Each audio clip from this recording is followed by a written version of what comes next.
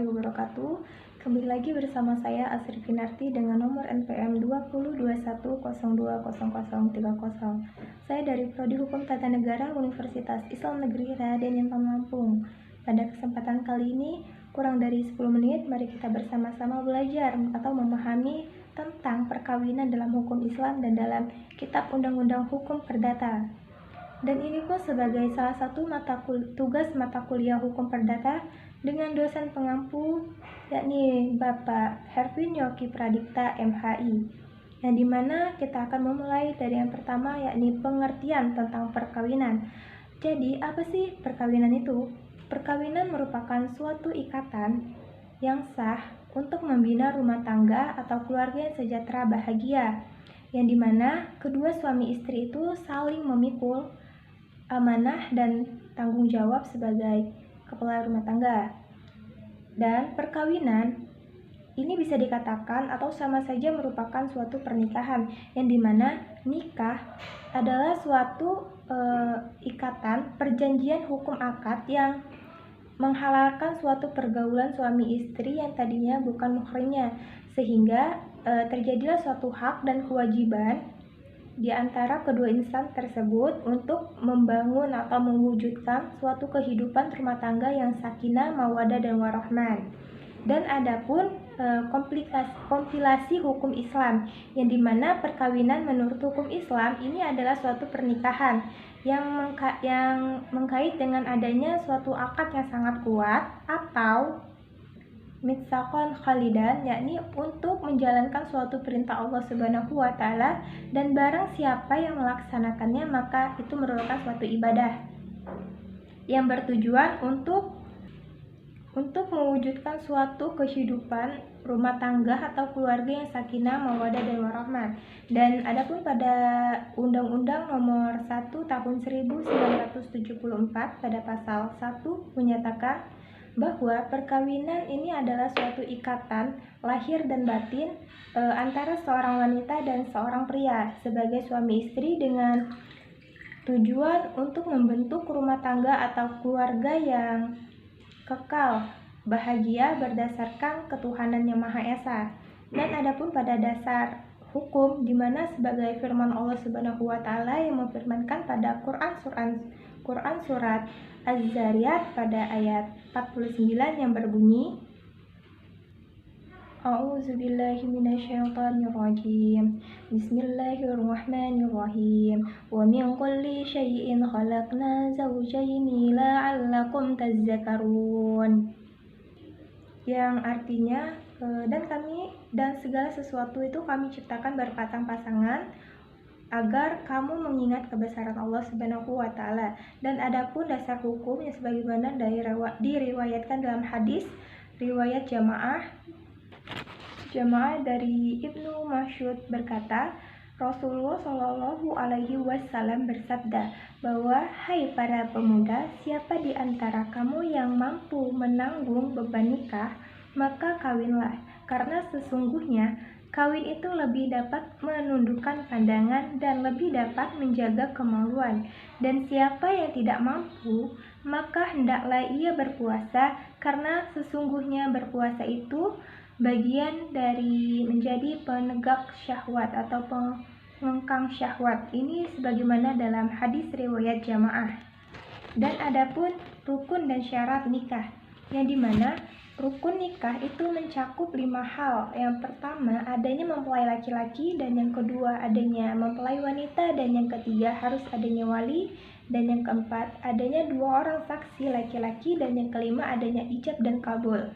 Dan adapun syarat bagi mempelai laki-laki dalam nikah, dan yang pertama tidak adanya hubungan mahram dengan calon istri, tidak dipaksa atau atas kemauan sendiri. Yang ketiga jelas identitasnya, dan yang terakhir tidak sedang menjalankan ihram.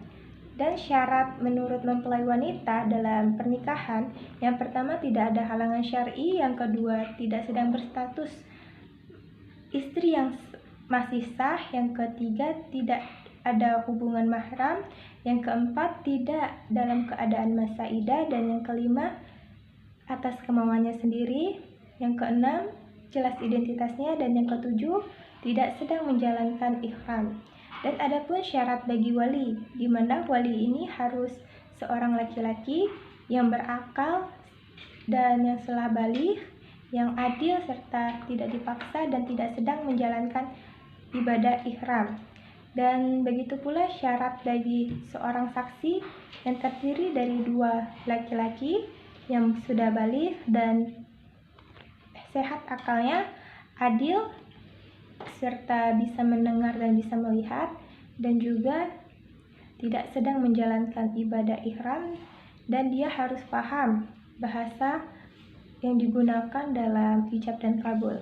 Dan adapun syarat ijab dan kabul, yang pertama ijab yang dilakukan oleh seorang wali, dan yang kedua kabul yang dilakukan atau yang dilaksanakan oleh seorang mempelai laki-laki.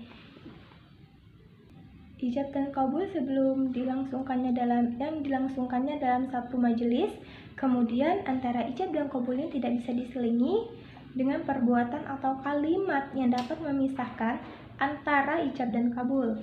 Dan keduanya pun tidak ada atau tidak boleh kontradiksi, yang dimana ijab dan kabul ini dilakukan secara lisan dan dilihat atau didengar oleh masing-masing pihak, yakni wali, saksi, dan juga kedua mempelai.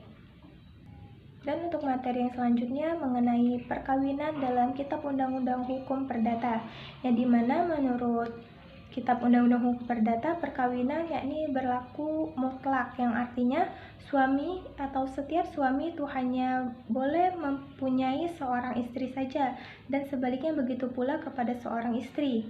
Dan ketentuan ini telah ditegaskan dalam pasal 27 Kitab Undang-Undang Hukum Perdata. Dan adapun pada pasal 126 Kitab Undang-Undang Hukum Perdata, yang dimana perkawinan itu sah apabila telah memenuhi syarat hukum ataupun ketentuan hukum dalam Kitab Undang-Undang Hukum Perdata.